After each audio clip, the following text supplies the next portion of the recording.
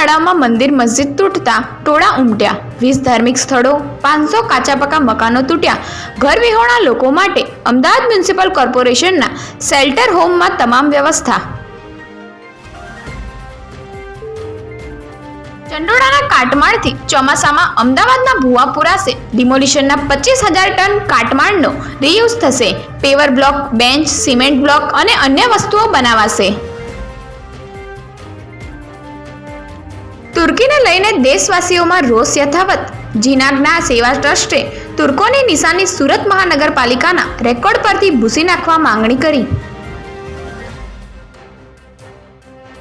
ચોરીના ગુનામાં નાસ્તો ફરતો આરોપી ઝડપાયો, વ્યારામાં 144 સેન્ટિંગ પ્લેટો ચોરી કરી હતી, ધરપકડથી બચવા સુરત ભેસ્તાન વિસ્તારમાં રહેતો હતો। નશામાં ધૂત ઈસમે પીસીઆર વાનના કાચ તોડ્યા, નવા યાર્ડ વિસ્તારમાં પોલીસની હાજરીમાં દારૂ પીને ધમાલ કરી, મહિલા પોલીસકર્મી સાથે પણ દુર્વ્યવહાર કર્યો, આરોપીની ધરપકડ। રાજકોટમાં સીપી કચેરી બહાર ભાજપ હાય હાયના નારા લાગ્યા, નાની માછલીઓ જેલમાં પણ મોટા મગરમચ્છો પર પગલાં કેમ નહીં નો સવાલ ઉઠાવ્યો, ટીઆરપી અગ્નિકાંડ મુદ્દે કોંગ્રેસનો આંદોલનનો બીજો દિવસ।